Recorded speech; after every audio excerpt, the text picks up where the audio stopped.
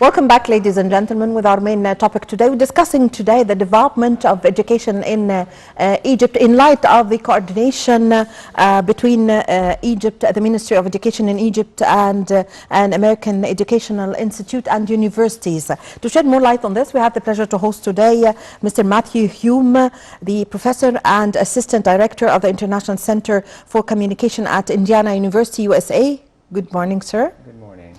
And also we have Dr. Robert Shockley, professor and chair of the Department of Educational Leadership Coordination, Florida Atlantic University. Good morning, Dr. Shockley. Good morning. Well, let's start, Dr. Shockley. Could you give us an idea about the coordination between Egypt, the Ministry of Education in Egypt, and the coordination and collaboration with the United States and the University of Florida? Yes, my university at Florida Atlantic University, we started this partnership with not Balanced Education, but with Education First. Yes. We started this partnership 5 years ago, and essentially, as part of the Education First initiative, we are doing trainer of trainers models in professional development. Yes. For the Ministry of Education. Yes. What about Mr. Hume? Could you give us your insight concerning this coordination between the Ministry of Education in Egypt and also the University of Indiana? Yes, yes. So my center, the International Center for Intercultural Communication at Indiana University, Indianapolis, UPUI, we first spoke with Education First last fall about a new intensive English program that they're planning. And they explained that with that program they wanted to strengthen the English communication skills of the young people of Egypt and the language skills of the teachers that teach them. So they asked us to offer an intensive teacher training course to prepare a small group of selected Egyptian teachers to teach English as a foreign language in a way aligning with today's best practices. And we also developed a multi-level curriculum for Education First in English oral communication skills to empower learners in Egypt. Yes. Yeah. Yes. So, Dr. Shockley, now you are today in Egypt, and today is going to start a conference on Yes. this issue. So could you give us an idea about this conference? Is it the first time this is held? How many days are going to take? Tell us everything about this conference. Well, it's a one-day conference. Yes. And essentially it's a celebration of the successes that we've had through Education First. Education First is a public foundation. Yes. And Dr. Salma Bakri is the CEO, and she's been very visionary and very impactful in terms of the changes that have happened and had a significant impact on Yes. education in Egypt. And we're just delighted to be here. We've been associated with Education First for 5 years, and it's we're very happy with the progress that we've made so far. Thank you. We are happy with you, of course, that you are exerting efforts in coordination and collaboration for the development of education in Egypt. Thank you so much. Mr. Hume, one-day conference, is it enough to cover everything? Well, of course not. One day can't.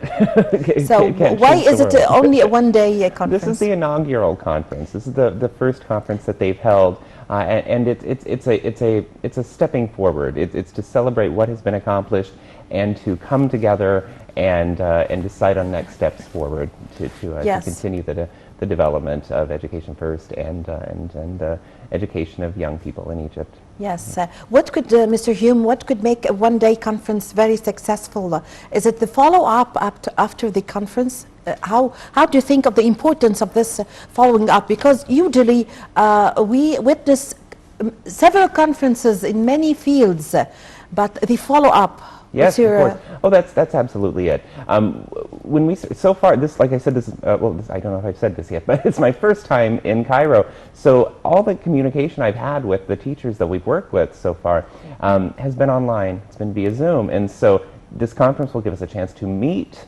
It'll give us a chance to talk about what we've done so far, and of course, it will be networking and give a chance for everybody to meet, discuss goals and objectives for moving forward in the future. So it will launch us into the future, this one-day conference. Yes. So, Dr. Shockley, what do we expect? What would be the outcome, in your point of view, of this conference? The recommendation, actually. Yeah, I think. What do we expect?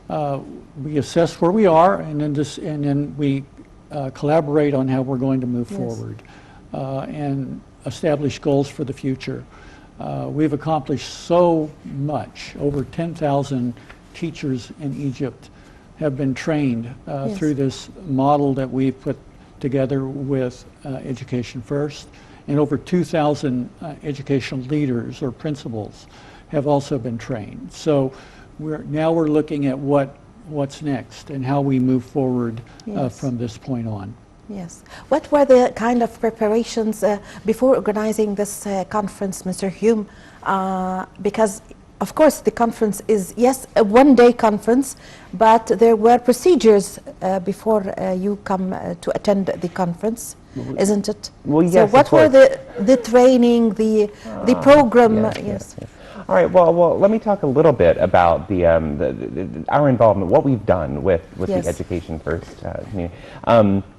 So several months back, Education First asked us to develop this teacher training curriculum in English communication, teaching English communication skills. So over in February and March, my colleague and I at Indiana University, Indianapolis, met with 14 of those teachers to give them professional development in terms of lesson planning and curriculum for the English foreign language classroom, in terms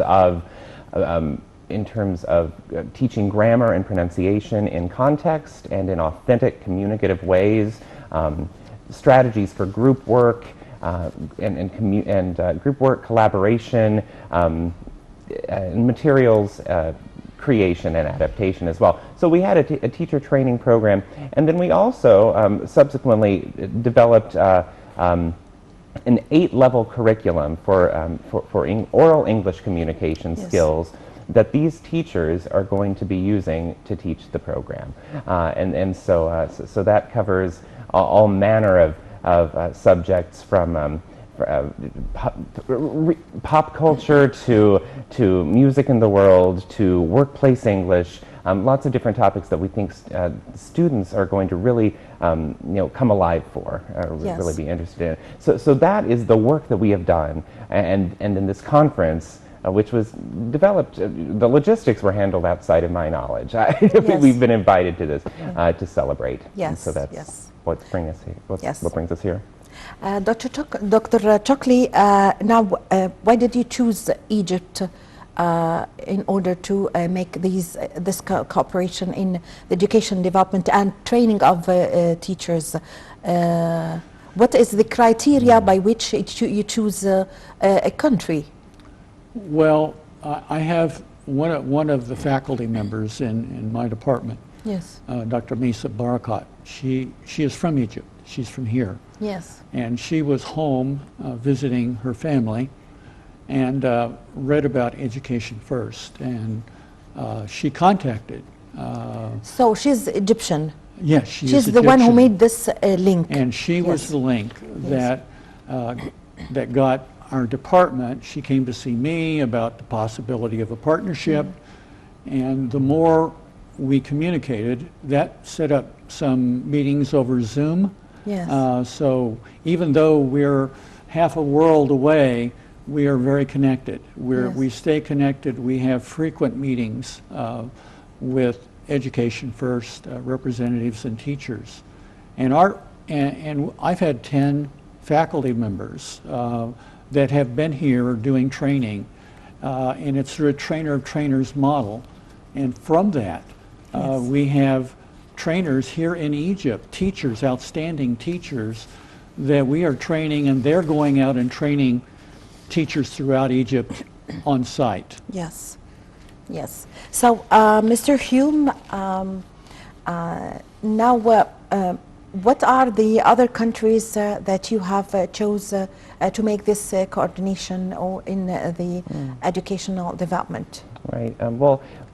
Are any of these countries, before you mention any country, attending the Cairo conference today? No, this is especially for Cairo. This is specifically for Cairo, specifically yes, for and Egypt. for Egypt. Yes. Well, the work that our center is doing with Education First matches our dual mission. You know, we make it our goal to serve both our local community in Indiana, but also the international community, and that might be our visiting international scholars at our university or educators in other parts of the world. And so we've hosted scholars and teachers from Vietnam, from China, from 23 other countries a couple of falls ago, but everywhere from Peru to Sri Lanka and Russia. So it's from all over the world. What was the best model that you saw in other countries? That you implemented this coordination with in the field of education, and you saw a very good outcome? I believe, from my experience and my work so far at the center, I believe that the work we did a couple of years ago through a program with the U.S. State Department, hosting 23 educators from around the world, and teaching them, offering professional development in globalizing the 21st century English as a foreign language classroom. So bringing in technology, international partnerships, and even service learning, learning English, and giving back to the community as well. And we have seen that to be highly successful in several of the educators in the countries that we worked with in that program. So I think that was a beautiful model, and we will, I'm sure we'll incorporate some of that into what we're doing with Education First down the road.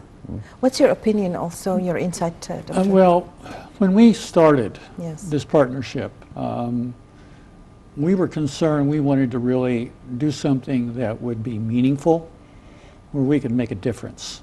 Yes. And we were concerned about just doing some professional development for some teachers and making a commitment and coming home and then it's it. We wanted something that would be sustainable, something that would help make a difference in Egypt. And that's why we were so impressed with Dr. Salma. So this is the main goal. Our goal is to make a difference. Our goal is to work with Education First and really changing education in Egypt. And I would echo that. That's our goal too in this project. Yes. So what is the message behind this goal? I think because of course the teacher in a university or in a school is a person who is always delivering a great message. He's not waiting for any return. He wants everyone to benefit and humanity to benefit. So away from the personality of a teacher, what is the message between this coordination between the universities in the States and the Ministry of Education in Egypt? Well, I think the message is the importance of a teacher. Yes. The importance of a teacher. I mean, we're living in a very globally interdependent and competitive world. Yes. And the quality of your education system, the quality of your teaching will determine how competitive Egypt is in the world economy. Yes. And I know that the strategic vision of the Ministry of Education, Education 2030, is very clear on the importance of the work that we're trying to do. We're trying to make a difference.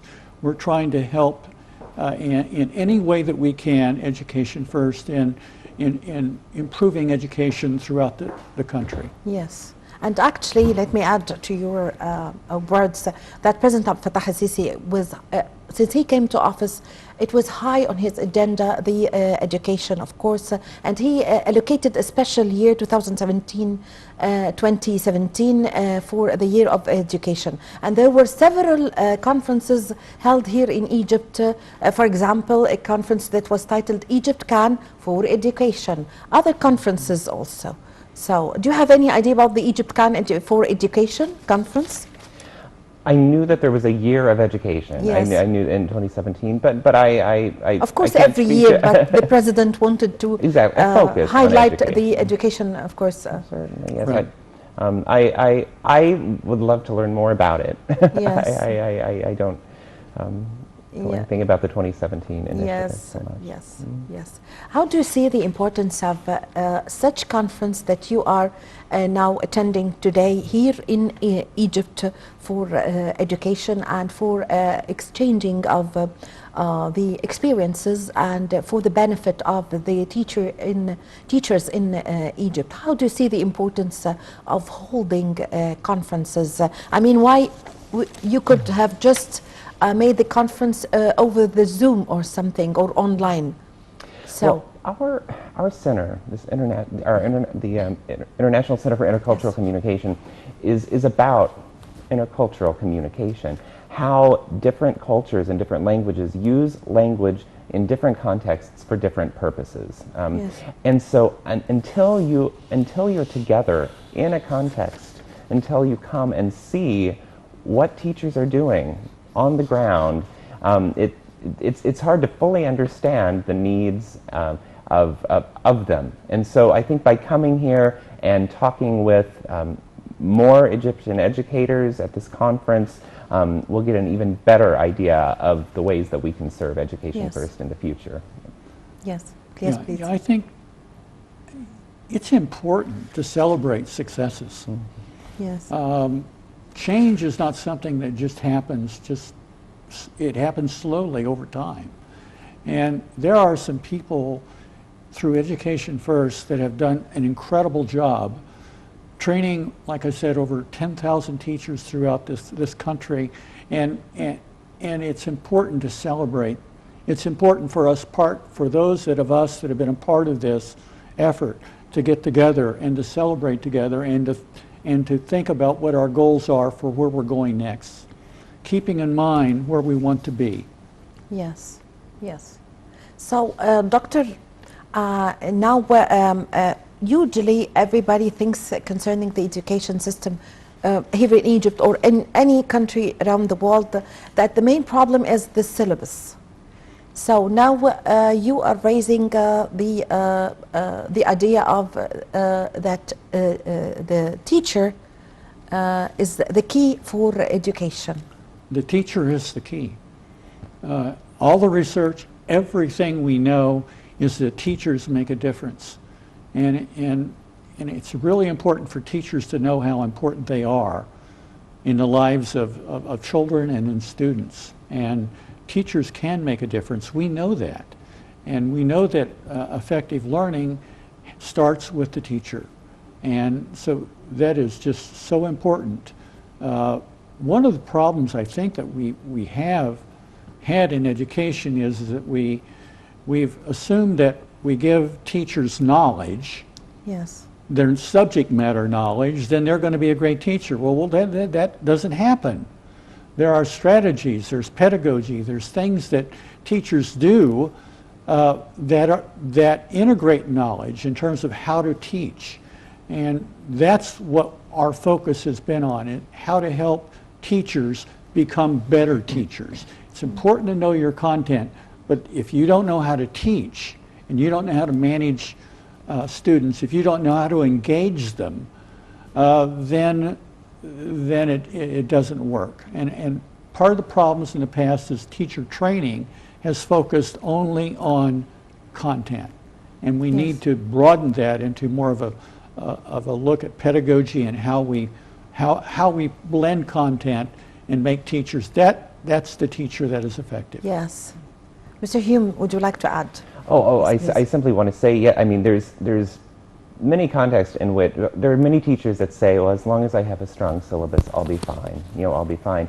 But the truth is, until you know your students, until you know their needs, and our center is big on needs assessment, identifying the needs of your students. What do they need to learn? What do they want to learn? What are their personal goals?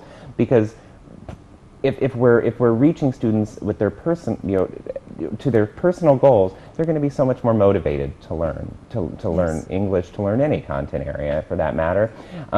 And so you take a syllabus, you learn to adapt it. An effective teacher learns how to adapt that syllabus, to look for materials that are going to really serve the students, and projects and activities. And it's about adaptation to me.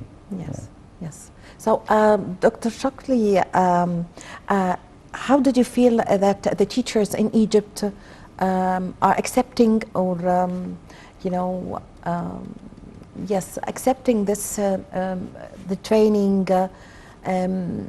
How do you describe the teachers in Egypt, the reaction to these trainings? We've done some follow-up research on all When the did the training teachers that start? have been trained, just to see. We wanted to know that what we're doing is working.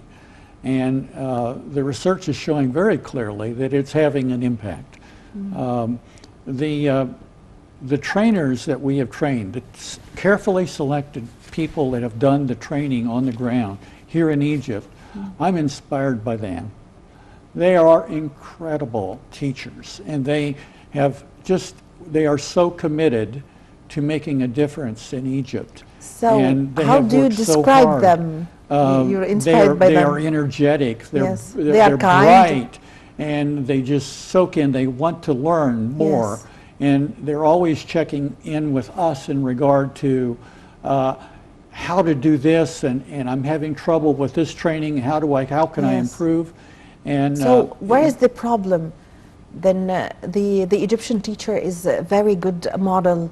So where do you think was the problem?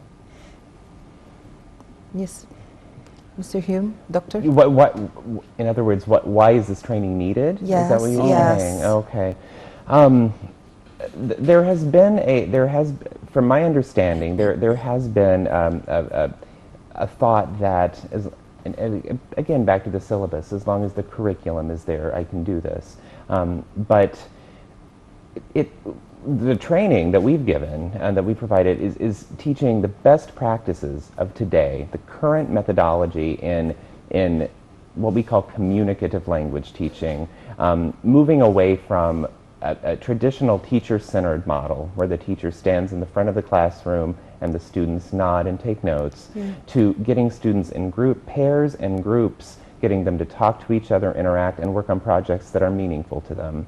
And so it's another, to add a little more, there's the idea that to learn grammar, for instance, if I'm going to just pick a skill, you have to teach the grammar rule first. That's what students want. They want the grammar rule, and then they apply it. When in fact, research has shown that to learn, to observe, to notice grammar in context, and to deduct the rule for yourself is going to help you internalize that meaning. And so moving away from teacher-centered to student-centered classrooms and integrating skills into the classroom. And I think that's some of the training that we've done there that's been well received. Yes. Dr. Shockley, you are teaching the university students. So what I'm asking now for the pupils at the school, the preparatory, the primary stage, the younger pupils and students. Do you think that teachers who are teaching the primary and the preparatory stages would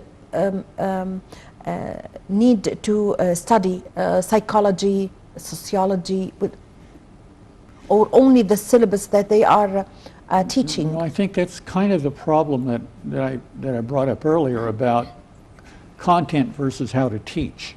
It's really important, I think, for teachers not only to have the content knowledge, but also to know how to teach, and the strategies that Mr. Hume was referring to. And so that has been the focus of a lot of our professional development for teachers, is giving them more tools and more skills for how they can approach. When you have a classroom full of students, how do I structure that classroom? How do I manage the classroom? how do I get students engaged in that topic? Yes. Those are strategies that are very important, and I think psychology and other Yes. things like that are all integrated in terms of how teachers should be trained. And I don't know that that has always been the case. Yes. Your last comment, because unfortunately we're running out of time. Yes, please. Yes. Well, I'd just like to offer a word to today's youth, Yes, to the please. youth of Egypt, that it's sometimes hard to see in your classroom, from the classroom, how many doors English can open, that language can open. It opens doors to study abroad opportunities, here and abroad. Doors to international business and technology work, and doors we might not even know about yet in the 21st century. So I've seen in the past few days the ancient glories of the Egyptian culture, and I'm mesmerized. But to the young people of Egypt, I want to say that in today's world, growing smaller and smaller, that language, specifically the English language in today's world, is a tool just as valuable as any other that is going to help build Egypt's legacy for the future. So. Yes. Yes. Thank you so much. I really had the pleasure to host you today. Thank you for coming. Thank you for your valuable information. Thank you, Dr. Robert Shockley, the professor and chair of Department of Educational Leadership Coordination, Florida Atlantic University. Thank you so much. And also thank you, Mr. Matthew Hume, the professor and assistant director of International Center for Communication at Indiana University. Thank you very much for joining us today. Thank you very much. Thank you. Thank you for having us. Well, ladies and gentlemen, thank you so much. My name is Amal Mukhtar. I leave you now with the other segments coming up next in The Breakfast Show.